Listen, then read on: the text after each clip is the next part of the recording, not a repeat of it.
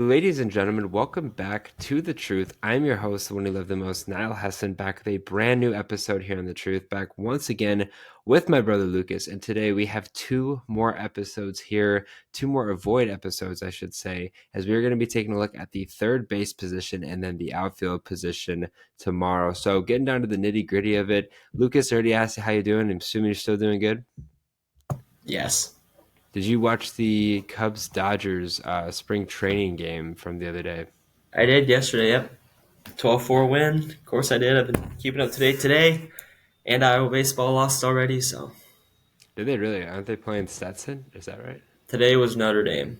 We Oh, wow. should have beat them, but Hmm. Well, I guess it's not good for Iowa then. But yeah. So, anyways, today we're going to be taking a look at third basemen. If you guys have missed the previous 6 episodes, I believe it is, feel free to go check those out. We basically go through each show and give you guys 6 players total, 3 from each of us that we're trying to avoid.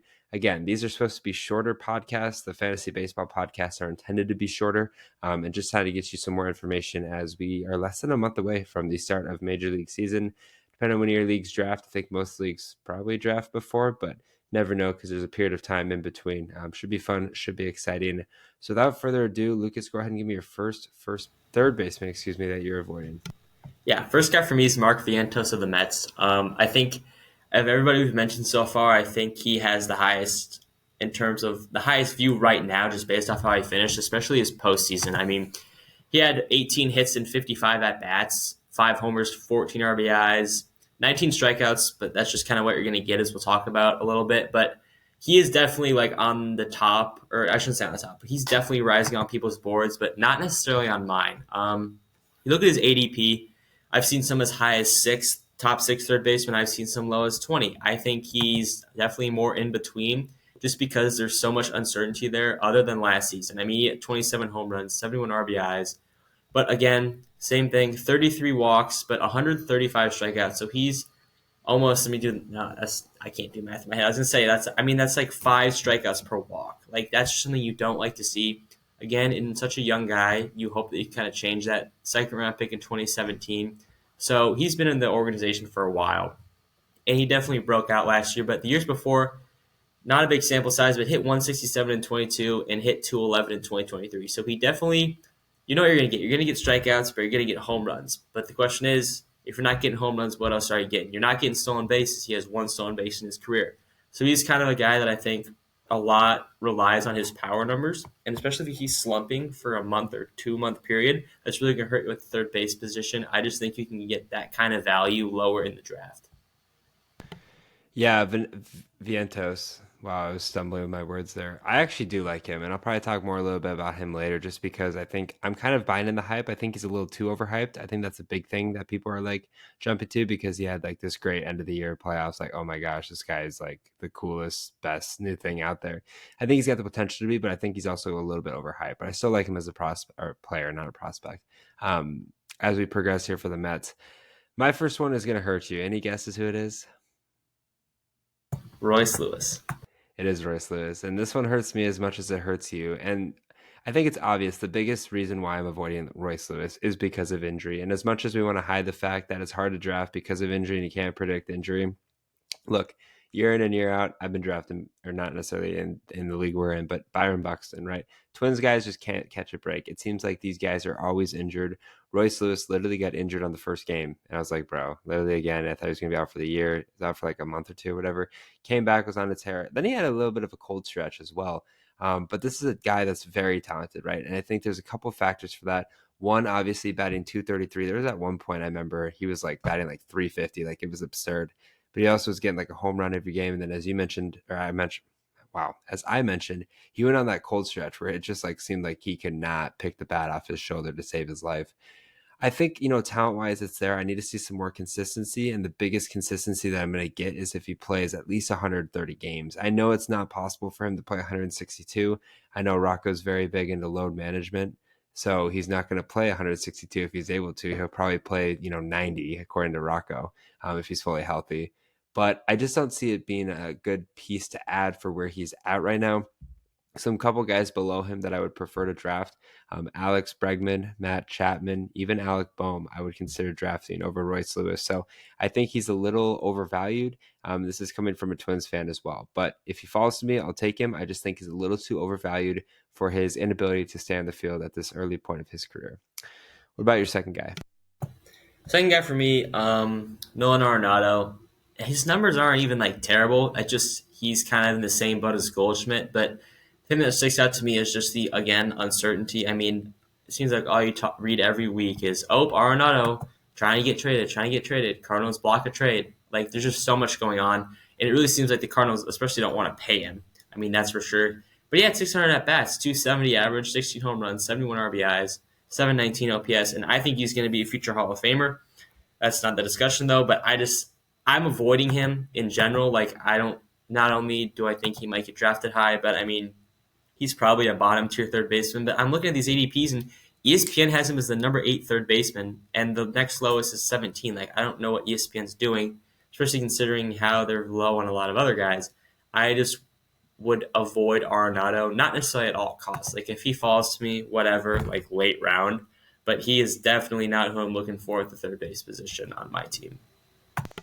Yeah, Arenado's interesting. Obviously, I draft him in the Dynasty League, but I mean, he's a guy that's very, very quickly running out of shelf life. We obviously knew what he did there in Colorado, and for a period of time, what he's done in St. Louis. I mean, back when him and Goldschmidt were on the team, it was like the old veterans team to see how old they can stack their roster and try to compete. But for Arenado, it's going to be, one of those things that you take a risk on. I don't think he should be drafted as high as he's being drafted, but you never know. Guys like that could just have a tremendous year, and we look back on it in October like, man, if we just drafted Arenado, then we would have been set. But for me, I'm gonna go with another guy that's kind of I wouldn't say a question mark. I just need to see more consistency from, and that's going to be Josh Jung from the Texas Rangers. Now, Josh Jung, I believe, is entering his 4th season. He's 27 years old.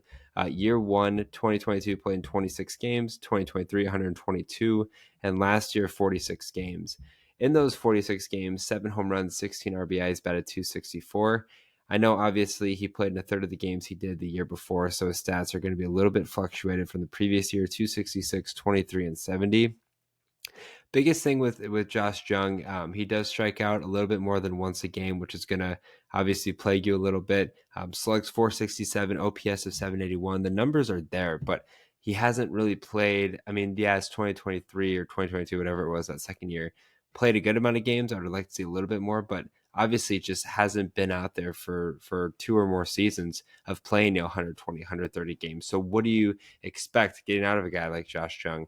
I think overall, like player wise, I think he could kind of be I wouldn't say steal because this is an avoid show, but he's the 18th best third baseman right now. And as you mentioned, Nolan Arenado, he's right below him. So he's got more looks than Arenado, but he's also got that risk of not being on the field. The best ability is availability. So I think that's the biggest thing with him. The talent's obviously there, but if he's one of those guys that you could probably get and have success with, but he's also the guy on the flip side that could ruin your season, especially if he gets injured or isn't the same Josh Jung that he was back there in 2022.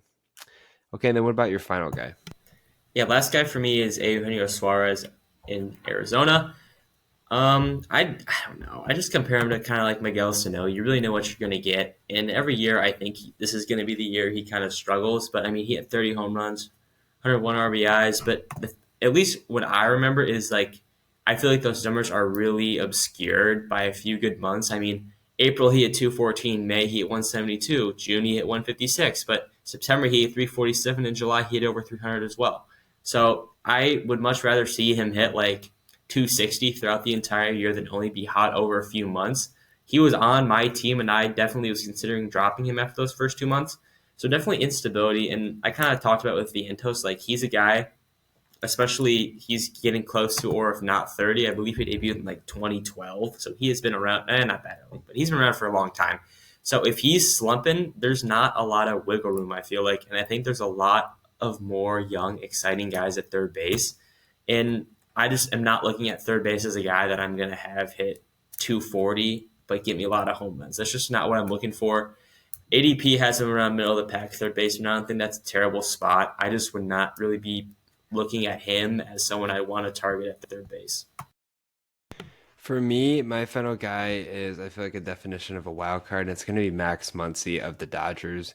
Obviously, Max Muncy, up and down. Never know what you're going to get out of him. Some years, I mean, the thing you'll know for sure is his batting average is going to stink. That one year, I think it was 2022. Yeah, 2022, 21 home runs, 69 RBIs, batted 196. Year after that, 36 home runs, 105 RBIs, batted 212. So you kind of pick and choose there, especially if you're in roto leagues. This is a guy that could help drastically for power, home runs, and RBIs. But then if you're in, other roto leagues, his average is going to kind of hold up you a little bit. Last year, the injury, only played in 73 games, still had 15 home runs, 48 RBIs, about a 232, which was a little bit interesting. But I think the biggest thing is consistency. When I do roto leagues and even head-to-head leagues, I'm looking for guys that are consistent. I'm looking for guys that are going to be good in batting average. They're going to hit home runs. They're going to get RBIs. I know you can't get, one size fits all like a Bobby Witt or a Ronald Acuna when you're healthy, but if you kind of focus your attention on that, the rest of it will fill itself. Because obviously in roto leagues, you got things like average, which obviously help. There's a bunch of different categories, and I think consistency is the biggest thing.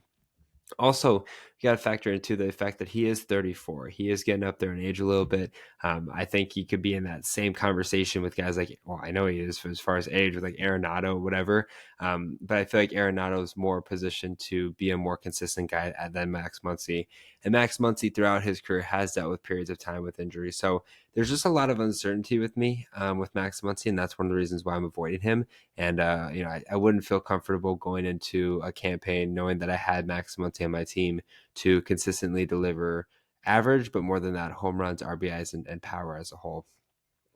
Well, thank you guys for listening to another episode here on The Truth. If you guys did enjoy it, make sure you follow The Truth on Twitter, The Truth as one, to stay up to date with the latest information regarding The Truth, including podcast dates, podcast uploads, and other important information you don't want to miss. Make sure you guys also follow The Truth on Instagram and TikTok at the.tt.truth. Are you looking to find a drink that offers peak hydration, raises your energy levels, speeds up your recovery, and keeps your mind sharp through focus and memory? Look no further than Acid Rainwater. I'm excited to partner with Bloodline Sports, AZ, and Acid Rainwater, which focuses on peak hydration and productivity, while also maintaining the ecosystem-friendly product. Use code HESSON15, that's HESSON15 for 15% off every purchase. As always, I'm your host, the one you love the most, Niall Hesson, joined once again by Lucas. Take care and good night.